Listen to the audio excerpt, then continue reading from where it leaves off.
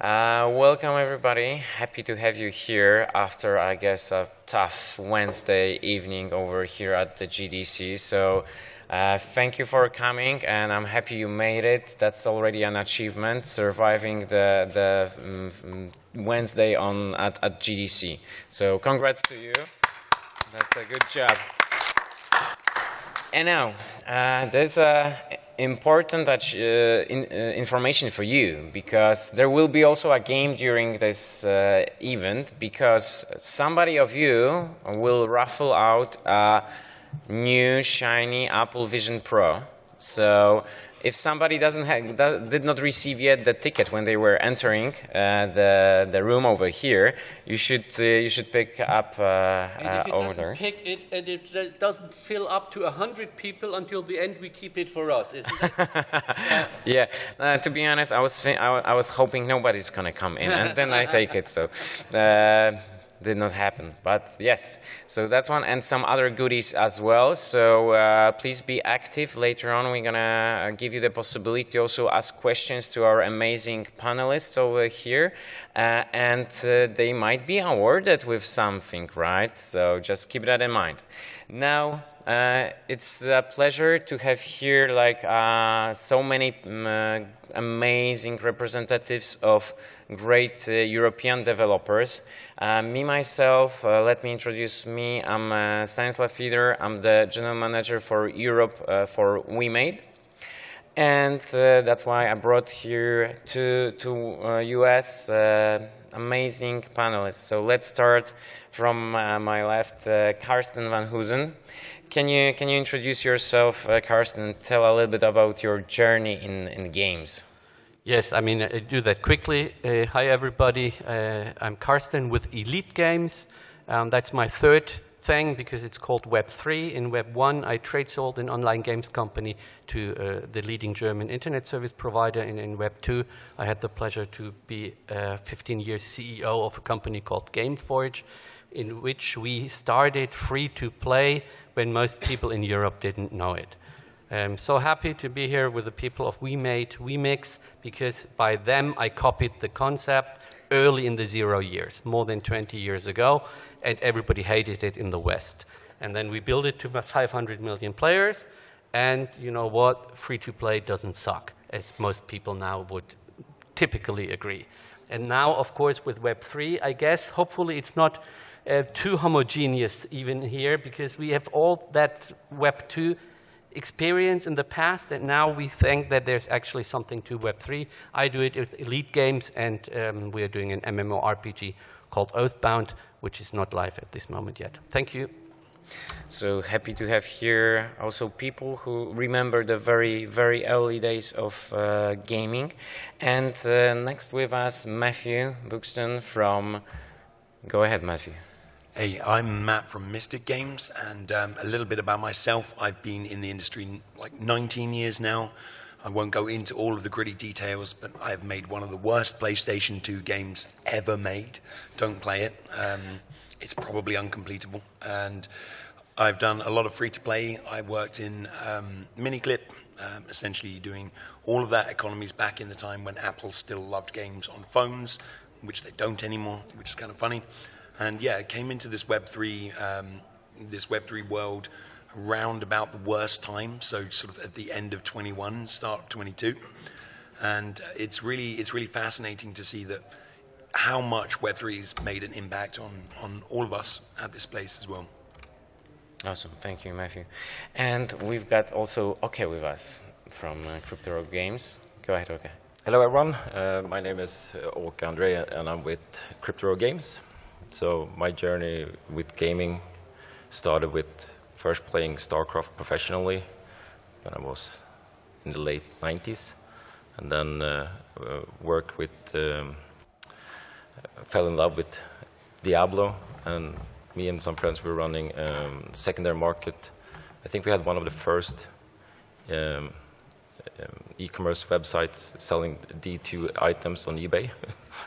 So this was like in the beginning of 2000.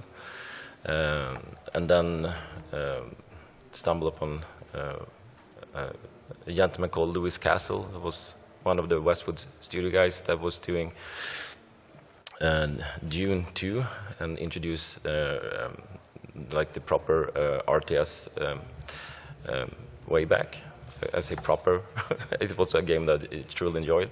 So I started working with an IP early on that was Monopoly, and I guess it was a little bit before our time. Now Monopoly Go is much cooler. So, but that led me to launch another studio called Foxium, and I guess we've been following blockchain since 2012, but it's not until like 2021 that we started this new journey with WEMIX to build a hack and slash action RPG game called Crystal Nermons that we're showcasing here at GDC. Awesome. And I think we've got the youngest over here at the panel, so basically a nice, almost old generation, let's say. So Aaron, go ahead. Yeah, thanks. Actually, I'm Aaron Besnainou. I'm one of the co-founders of Foxy Origin, and I can relate, even though I wasn't born at that time, to many of those stories before. It's true that we have built Foxy Origin on a dream of a family. So it's my sister and brother, because we were gamers really young, and we tried to sell our avatars on eBay when we were really little, because we were pro gamer on World of Warcraft and also Counter-Strike, and we tried with Foxy Origin to bring a mix of both and a realistic game to the Web3, because for us Web3 has always been enabling our dreams to come true, in the fact that 2017 it paid my studies, but also it allowed us to bring together really strong artists and people from the gaming industry. Myself, I was in charge of the marketing, and we recently, or really quickly, brought together 300,000 people on the social media. And Web3 has always been a way for us to compete with big studios, even though we don't want to compete with them, because it's all what we realized, a bigger family.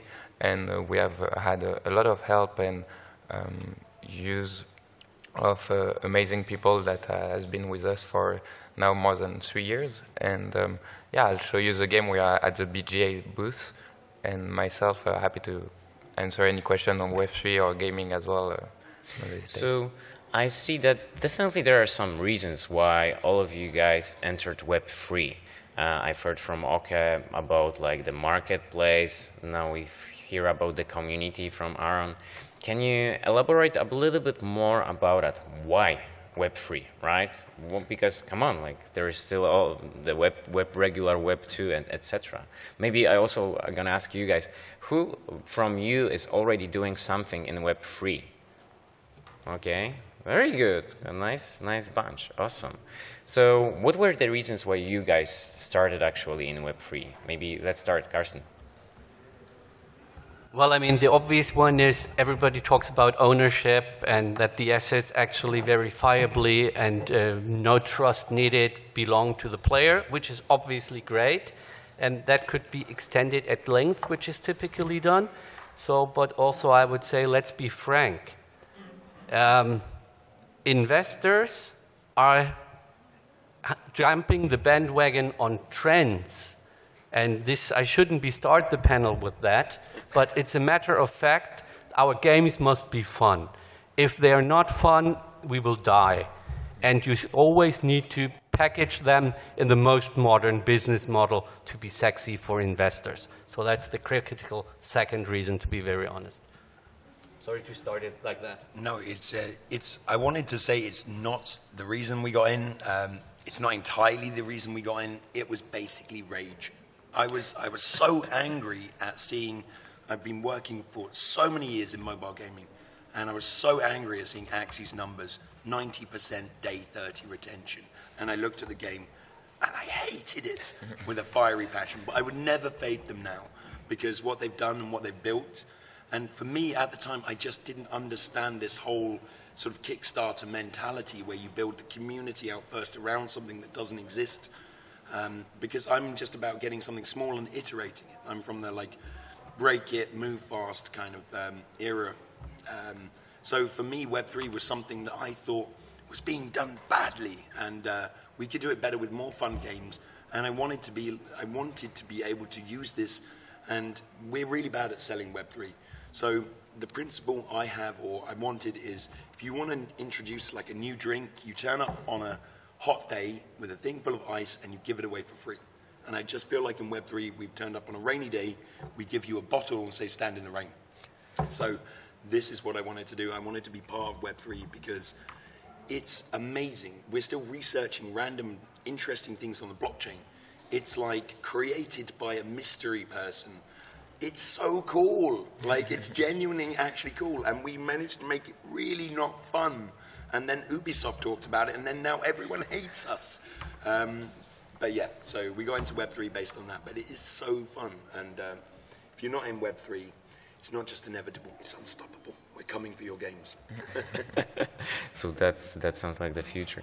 Okay, so why did you guys I love crypto? the bold statement. So why did we start dabbling with Web3? That is, that can be a very long answer.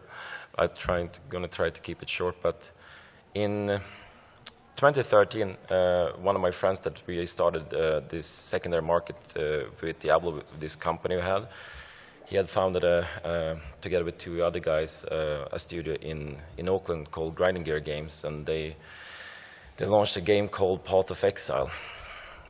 And when we were looking at these things, is that like back then it's like, well, much as you were mentioning, like people didn't understand free to play, and it was something that was disruptive, and it was a new business model.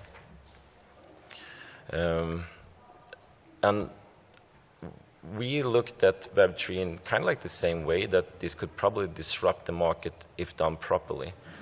I often talk to younger founders that want to try and do something that you can't try and avoid to be innovative with mechanic and innovative with your business model.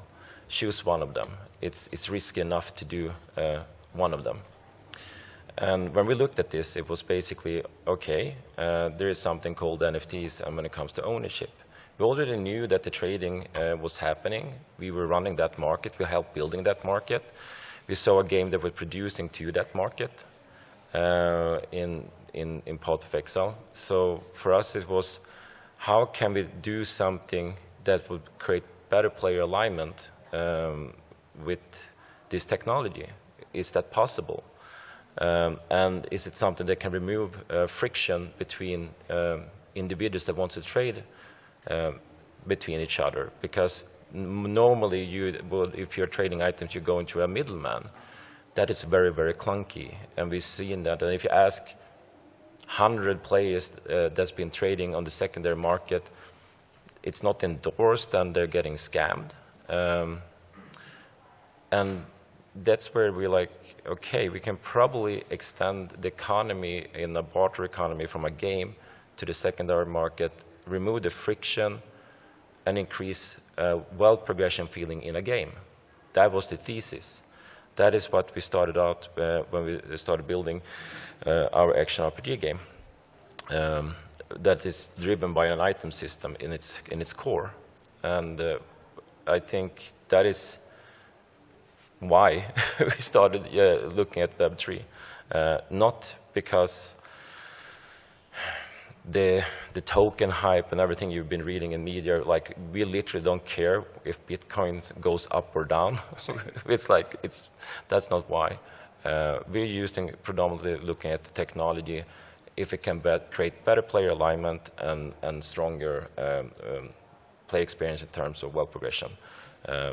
That's why. So we see ownership, disruption, access to capital, fun, and yeah, what were the reasons, Aaron, for you? Yeah, it's a difficult one. So we had so many great answers, but to sum up maybe from those answers and to make it a personal case, in our case, I was mentioning the fact that I wanted to sell my avatar while I was playing like 7 years to about World of Warcraft, And at the end of the day, I couldn't sell it, and I couldn't do anything of these 7 years I spent in this world. That was amazing, by the way, a bit better than StarCraft, sorry. But I just wish, actually, all the economy of attention, everything that I've spent on the game could have been used by someone else and rewarded on one hand, or that could have helped me bring some interoperability. So maybe when I switched to another game after that, I could have had some advantages. And I really believe that most of my good friends were made online on some gamings, and that thanks to Discord also and some other technology that came with the gaming, we have an even stronger community through blockchain and people that are in this area.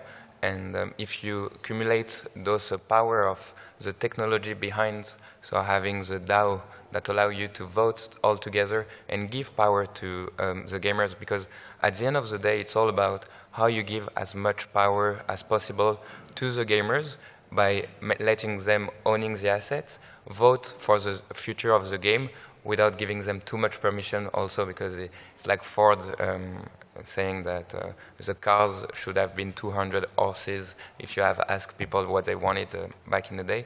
But I think, yeah, it's just, I'm really bullish about the technology that shouldn't have had that much light in front of the gamer, because it should have been only the background, and they should reap the benefit and enjoy owning all of that, getting rewarded for the attention, because right now most of the big companies, they own your data and they own your attentions, and they are making a lot of money thanks to that. But if we want a technology that gives more power to the gamers, it's definitely going to be the blockchain, especially at a time when we're going to see AI using even more of our data without our permissions. And I guess blockchain is going to be the way for us to get the piece of the cake that we deserve as producers, but especially as gamers, because that's our mission also at Oxyorigin, is bring better games to the table so that we do immersive gaming and we can stop reading that Web3 game sucks.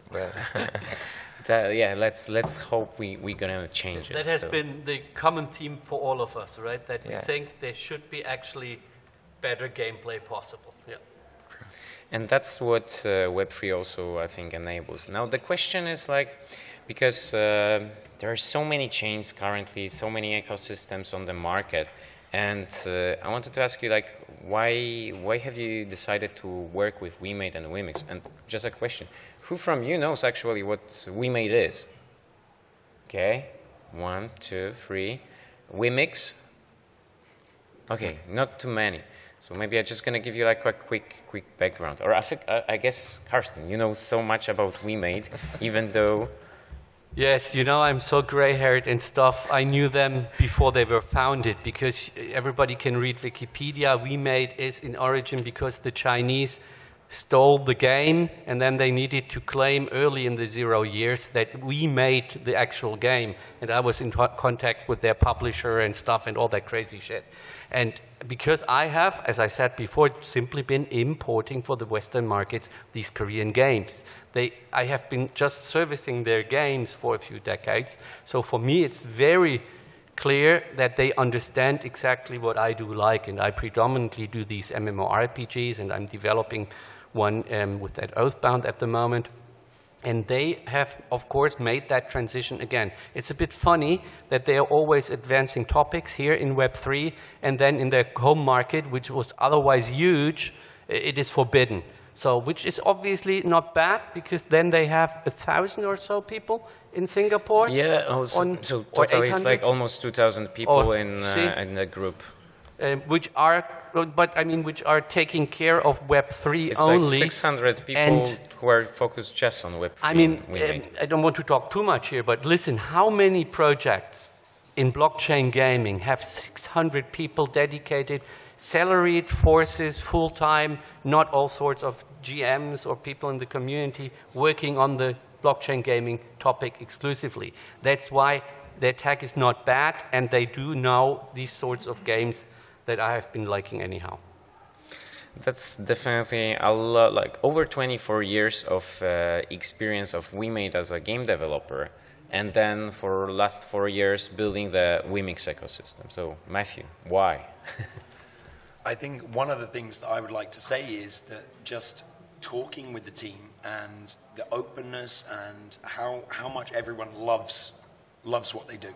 And I think this is really important when you're looking to partner with someone and you're a very small company.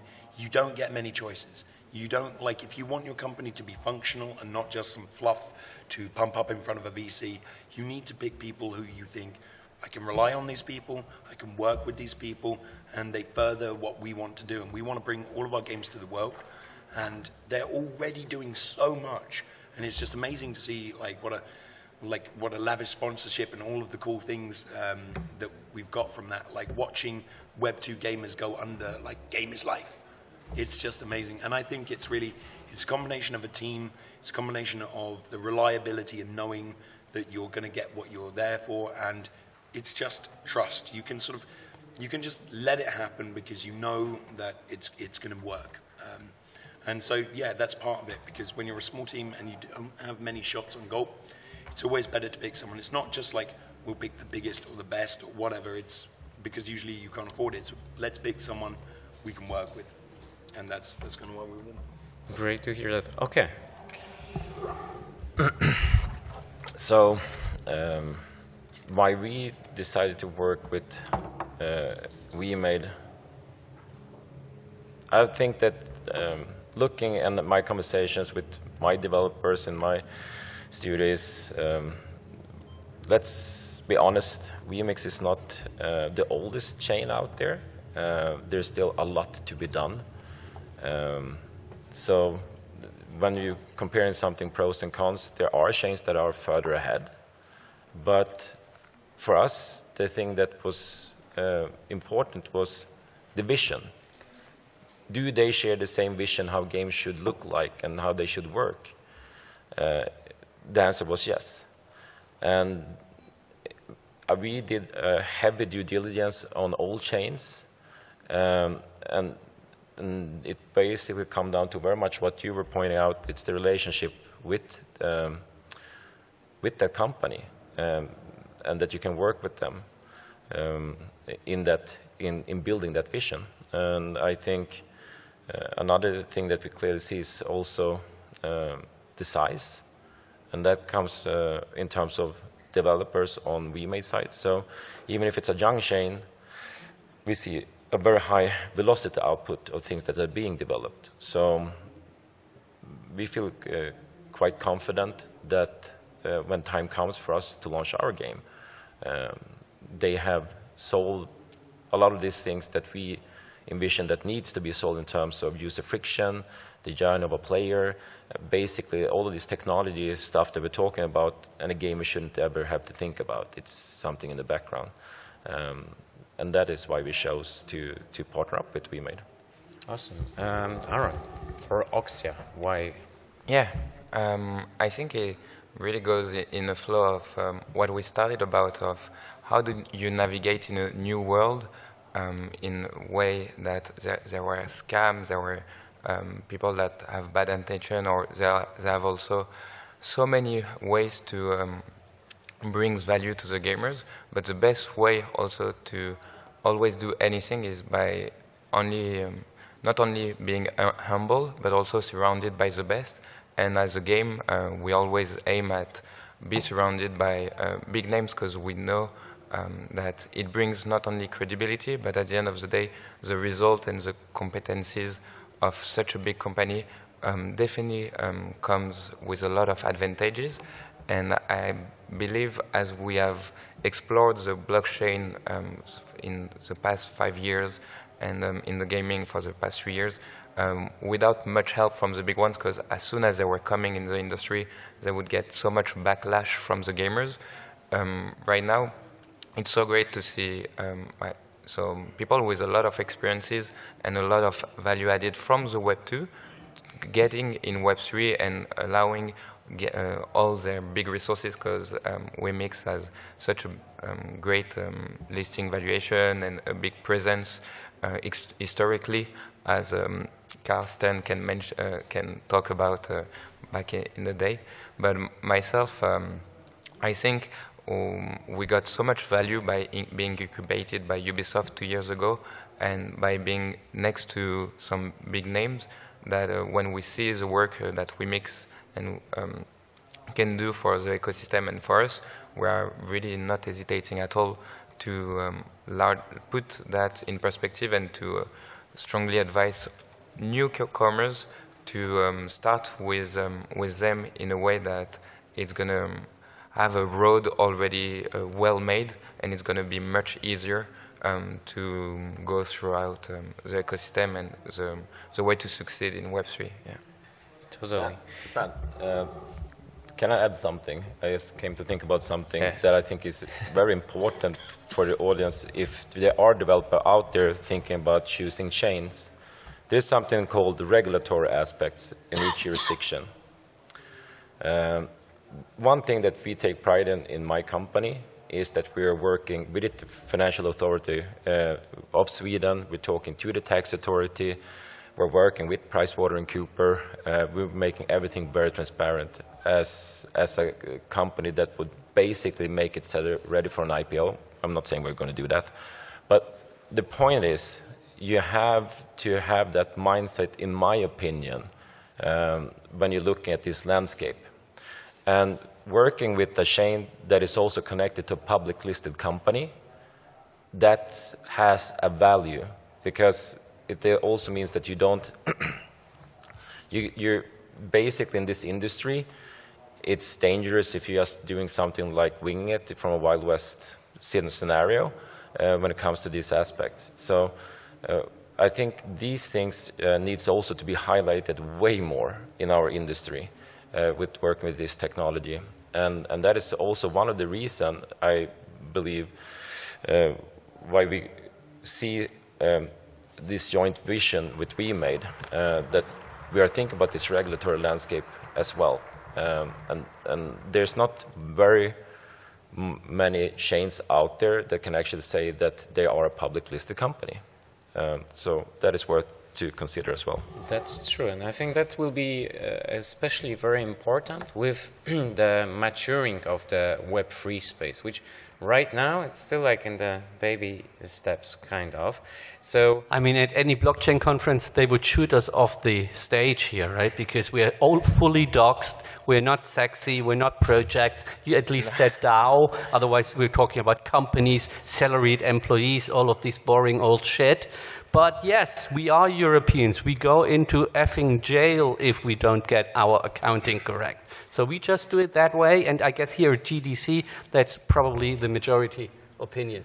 So, Carsten, like... I still wanted to complain about one thing. They are Asians, and that does show in the tech. They always favor Windows over Unix, Linux, and they have sometimes a different attitude towards security than we would have here. But then again, they're so experienced in some other things that, as we know. So we're not being paid to sit here, so I wanted to that, add that. Keep in mind, Carsten is German, so everything needs to be solved. Yeah. But yeah, seeing already the game industry evolving for so many years, etc. We are at the early days on Web3. Carsten, how do you think, what will be the future of the Web3? Well, yes, I believe it makes sense that people can trade their things. You could also do that on a proprietary database, but with interconnectability, it's easier on the blockchain and indeed somehow trustless, ideally. So I guess that will win over more and more people. And it was the same with, in my personal experience with that free-to-play thing. Everybody hated it. I would never have gotten a mic 20 years ago. Everybody told me, yeah, you need to give it away for free because it sucks, the games you have. These Korean grinders you're doing and stuff. And afterwards, I had 3 times the amount of active players in Europe than World of Warcraft with a much shittier game, but because you didn't need to pay this and that. And it's less obvious here, if you don't exaggerate with Web3, that you co-own and co-earn. I prefer that a lot, and I guess we all agree, probably. There's so much over-promising happening. That's why most people outside really hate Web3 blockchain gaming, with a reason, because it's just, if I pull the plug to the server, you own a baseball card, it's gone.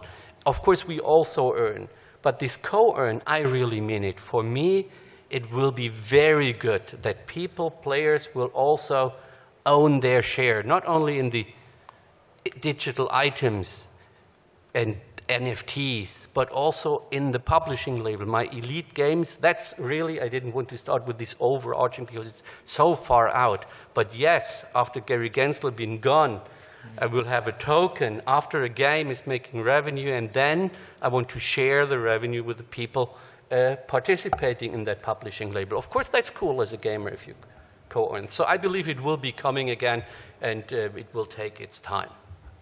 Mattehew, you're Mystic Games, so you know the future. Tell us. So I scry into a future where the games industry is going to be largely segmented into different aspects, but Web3 will have a presence across all of it. And maybe we won't be using the same jargon, maybe we'll come up with new fancy terms or put away the old stuff.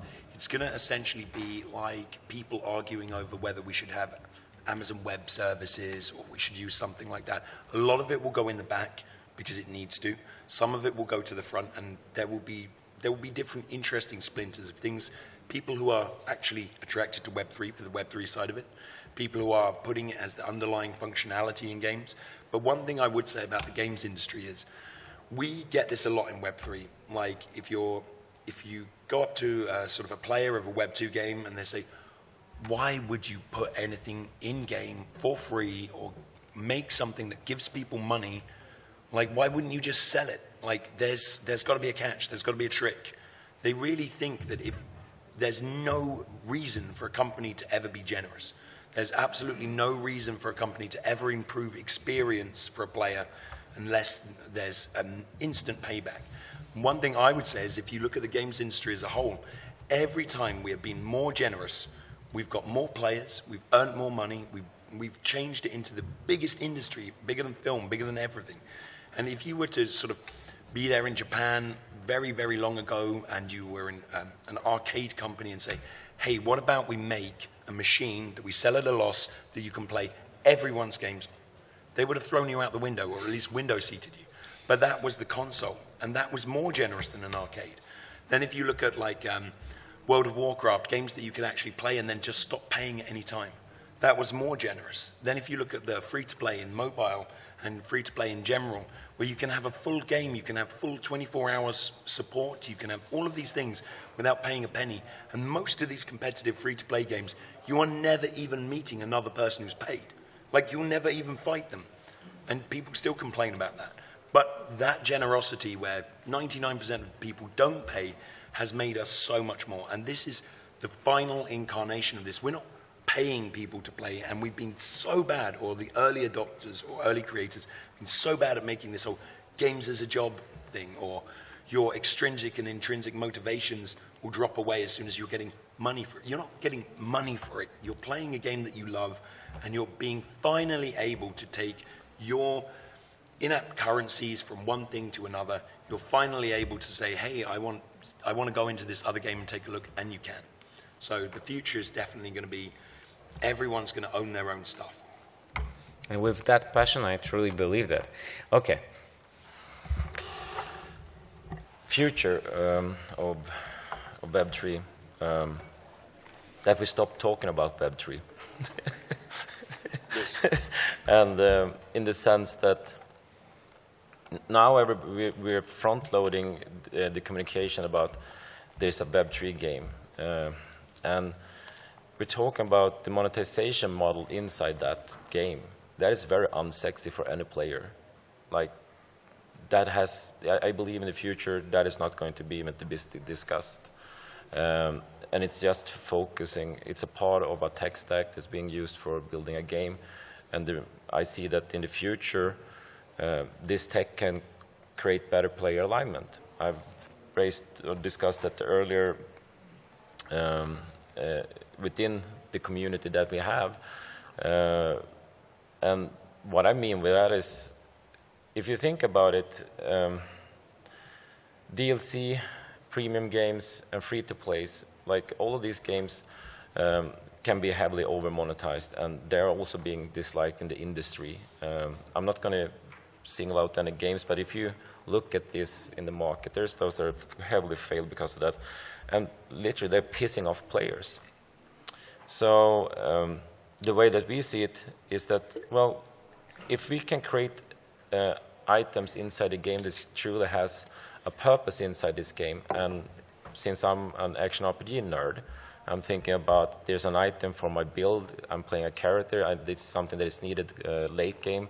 There's different classes that needs this item for different reason. So there's a high demand by the players because of the value it has for the game, for the game itself that they're playing. Well, that item will then create, hold some kind of value if it's rare and it's hard to find them. So, and if it's an economy that is driven by the players, they dictate what that item is worth. It's not up to a studio to say that it's worth $100 or whatever. If that is $10, then it's worth $10. But us as a studio, we would never generate any money like from that item until it's being traded, right? So it's like we could have a sub-licensing fee for that particular item that is traded in an open market. So that means that there's more pressure on us as a studio to deliver something inside the game that the players actually like. And it's not only then that it's actually generating something. And it's something that both the player would benefit from and us as a studio. So in that, I see that the future will have a closer player alignment to the players. So it sounds like the future Web3 games, they will actually bring more value to the players itself, and they will be even more engaged. Yes, I think that is the power it has, but we haven't really seen that yet. But there's a lot of game that is currently in development, and we know it takes time to build games. But I think that when players started to see these things, that's where players will start to choose, no, I want to play these types of games because they are more in sync with my values in terms of in terms of what I'm getting out of the game. So that is the added value that I think that we will see in the future. So there's a lot of stuff. So let's hand it over to Aaron, so he can also tell us a little bit more about the future. Yeah, thanks. I think, yeah, I've heard all. It gives me some inspiration every time to answer the question. But my first question, I think, would definitely be, I think we have, so maybe some data. We know that 8 of the 12 most played games are free to play. The evolution of monetization for gaming has evolved so much, coming from arcade where you put a coin back in the day to play, to games that you play, you buy a one-time product at the time, then you had subscription for some of the games, etc. But like it was mentioned, every time it's free, you become the product. And from this perspective, you gotta have a shield and you gotta be protected of being this product, because there's so many ways to be incentivized and to be monetized by big companies and big studios. And I believe the future of Web3, it's always allow newcomers breaking some of the rules and making bold moves so that it allows the biggest players and the biggest so companies to rethink their model and make sure that it's more fair for the gamers at the end of the day. And that was possible with blockchain, but I guess it's going to be even more possible in the future in the fact that we're going to see even more community-driven games that will come out, games that have been fueled and financed by Web3 and token that will compete with big ones and that will allow them to reshape the models and make sure that, for example, on Steam, you all know that you can buy skin on Counter-Strike, but the fees that are taking from that on the resale is like 30%, which is maybe even 10 times or 5 times more expensive in terms of fees of what any Web3 game would take on the community. So as soon as you have bigger games that come with marketplace with fees that are less than that, or they are even free at the moment, it allows Steam to put their fees at less than 30%, and the gamers will get much more value from that. So I guess my main point is to say blockchain and Web3 will be less and less visible, but also less and less less and less visible, but more and more influential in the fact that it's going to reshape the model of how big gaming companies are earning their money, and they don't allow smaller gaming company to appear, even though, so in France we have one example of one game like Dofus that has been built by 3 developers, and it's one of the case after maybe 5 years, so there's many more small games, but thanks to blockchain and the fact that community can drive a game up, you can see amazing stories of how a community brought together either money, either passion, or something back to life. And when you see at a game like Star Wars, for example, the IP is strong, but it's always really strong thanks to the community. And this community needs to be put together and stronger together thanks to behind-the-scene technology like blockchain, with a DAO and with also rewards that will allow them to be even stronger, and that will allow gamers to do amazing things like we have seen with Reddit and GameStop, how all together they brought some amazing actions against what could be happening in the background. But yeah. So talking about like smaller studios, because I think I can say that about basically all of your studios. What you're mentioning is also like you definitely need some support, some help, etc. Recently, Wemade announced a 100 million fund together with the Dubai International Financial Center to basically accelerate and incubate and help Web3 developers. And what, from your perspective, Aaron, are like those things that you, as a smaller developer, would need to get the help from the bigger players in the industry? I guess we have so many challenges while building a games, but even more while building a Web3 games, because regulation is a little bit against us, and it's tough to go through that, and that's why it's great to be surrounded by big ones or by a lot of money to compensate that. So on our end, it's true that advisory for how the Game 2 development can happen better, or the regulation can be go throughout, so developed even better, in the fact that in Europe we have something called Jonium, so it's a special law that's going to come in case, and we cannot promote games in which you have the possibility to earn something in that, and we got to be careful in the way we market our game, because at the end of the day it can be related to casino, and getting so advices from big studio or big enterprise that have had all these discussions and these problems with being listed, because at the end of the day, having a crypto money outside, a cryptocurrency, is like being doing a IPO or being listed, and I think advisors are always more than welcome in games in general for the strategy, etc. But on our end, we have had so much challenges recruiting the best talents in the world, because already in gaming the competition was so intense, but now you have added so many little studios that are trying to take the best talents. So we got lucky to have Ubisoft that could recommend those people and the people that prefer to play rather than to work. So I guess having help on those, so on the talents and on the regulation, it would be great. But at the end of the day, with all this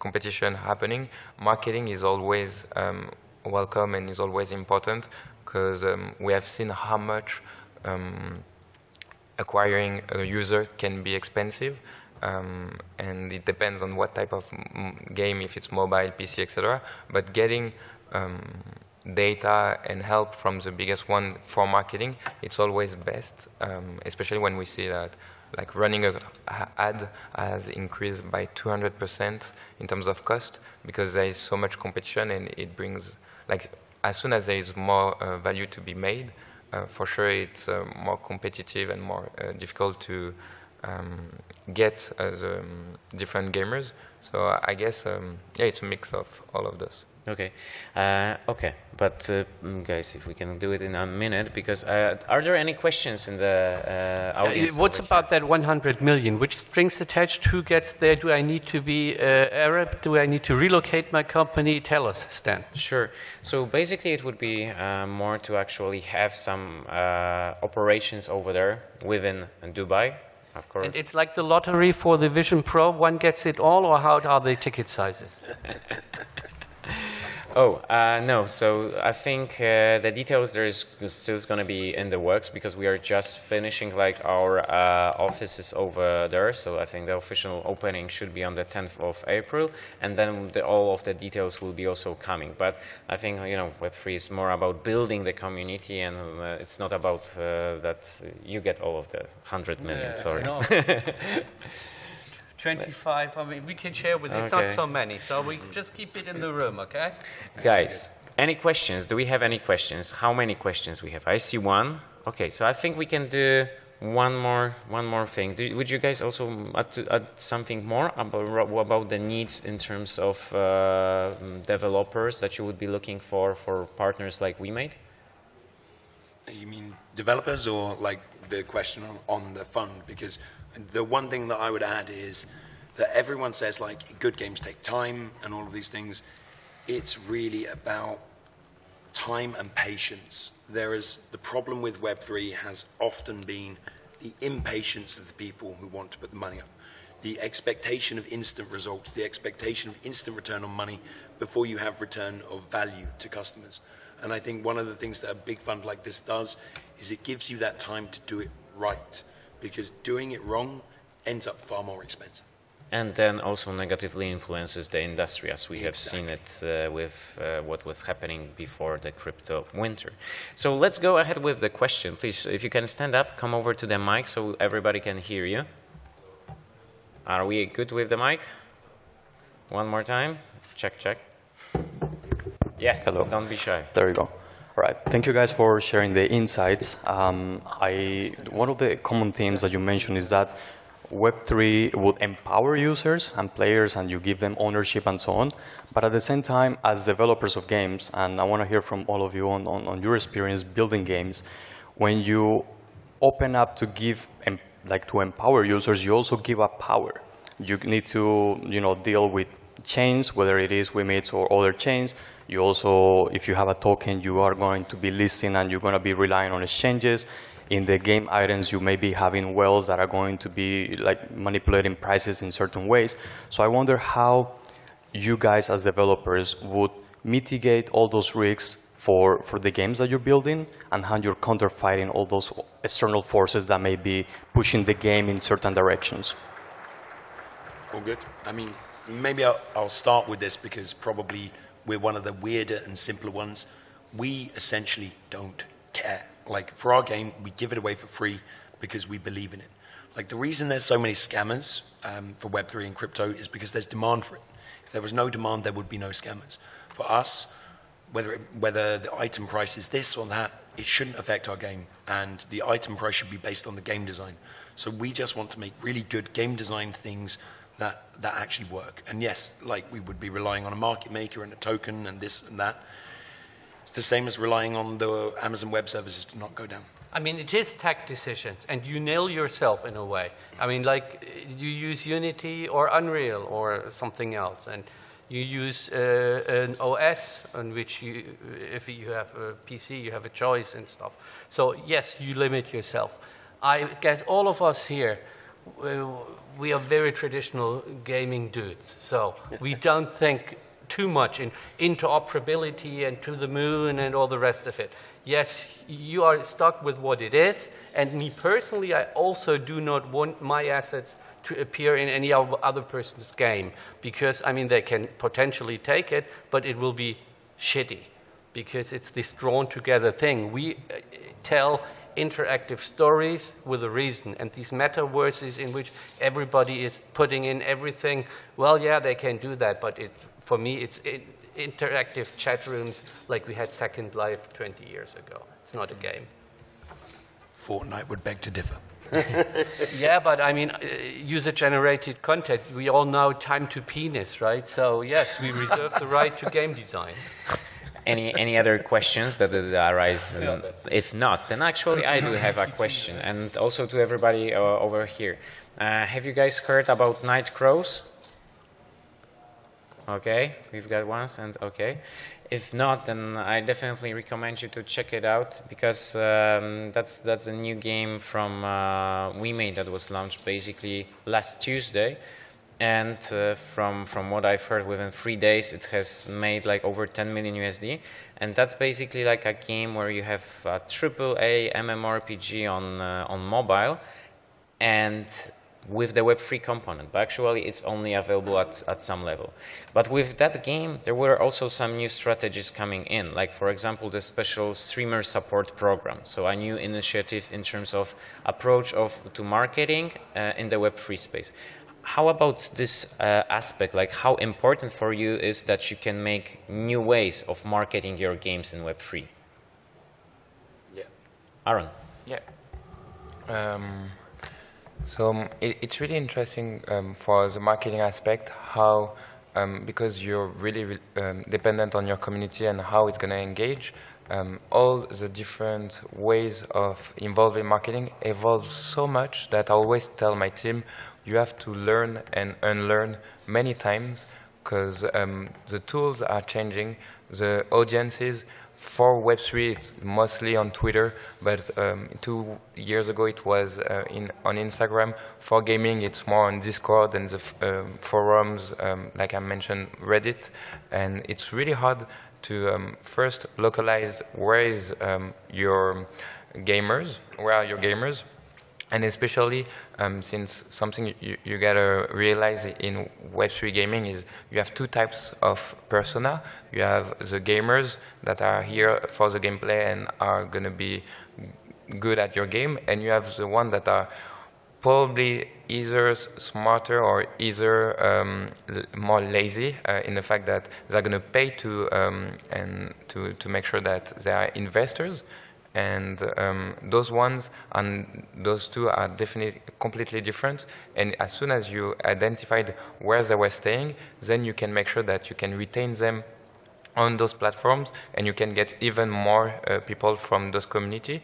Because as soon as you mentioned for your question, give more power to different actors, then it's gonna be harder for you to don't let this power go away, or make sure that this power is still controlled and it doesn't go against you, in the fact that if they have too much power in different cases, then they have taken so much space that your game is going to be either influenced by what they want, and as soon as you obey too much to that, you're doing a marketing and you're doing a strategy only for a little amount of people, and you got to make sure that, yeah, for Web3 gaming, you always go deep, like by building a game, you do like run of 2 weeks of development, and then you go back and you check what you have done and if it's a good direction, and you always try to brainstorm and change, like be ready for changes if you want to go in that way. Okay, do you want to add something? But we got just like 30 seconds, let's say, because we still have to do the raffle. The question was About regarding marketing and how Web3 changes the aspect, because on Web2 we've got like this user acquisition, which prices are just going higher. But here with Web3 you can actually use the tokens to engage and to give the possibility to new people get into your game, and so you don't have to spend it on like some agencies, but you actually share the tokens with those who want to play your games, right? Yeah. The short answer is that we don't know yet. Okay. I mean, to be honest, like when it comes to marketing in general, I just think that you need to know where your core audience is and which channels, which context, and that's where you're targeted. Like it's the game that we are trying to get out and being distributed and seen. When it comes to the token part and the NFT part, I think that is a byproduct. That's at least how we see it. So it's not what we're leading with and would lead with. Okay. Matt? I like to sort of like reference Yat from Animoca on this because it's profoundly anti-monopolistic. What it does mean is that you have a visibility into, because it's all visible, it's all on-chain, you have a visibility into where your audience is, what NFTs they own. It's not about like, and it's all anonymous. It's not saying like this person has this and this is their data. It's saying these collections of wallets own these collections of things. Maybe these games together are things that work. So it's great because it gives you new insights, and you can also vampire into communities just by dropping cool stuff into those wallets. That makes sense. Yeah. Carsten? No, nothing to add there. So. Okay, guys, let's thank our panelists. That was amazing to have you over here.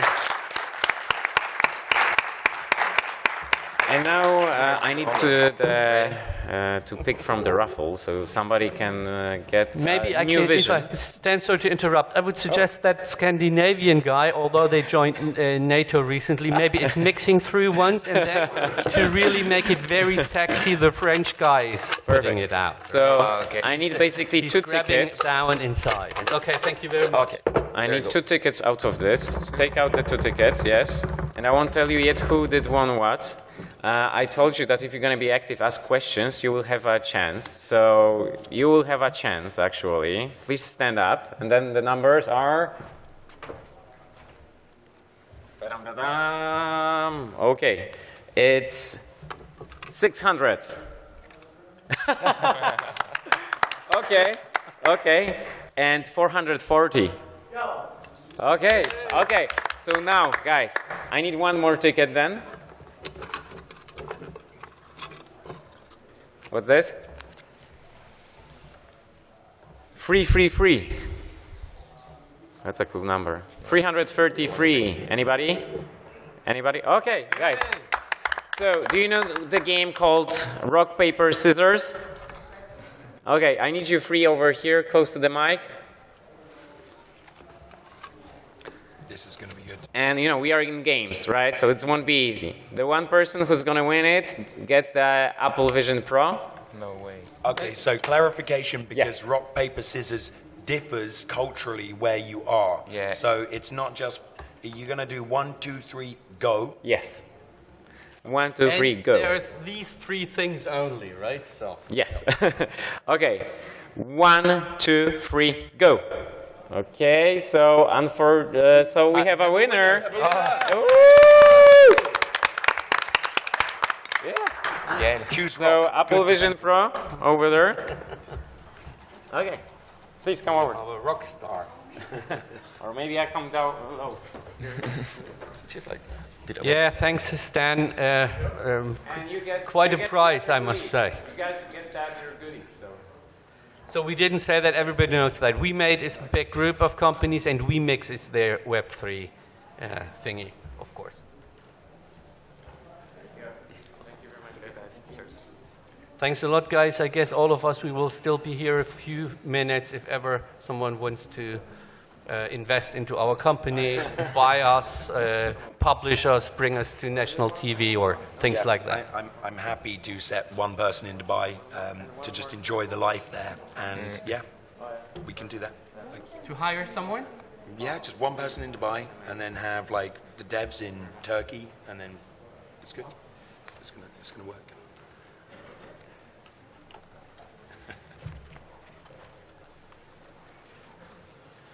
I mean, that must be good if you weren't looking for this talk and you just kind of wandered in, looking for somewhere to sit down. And then you come out with swag. Exactly. Thank you very much, everybody. Thank you, our panelists. That was amazing.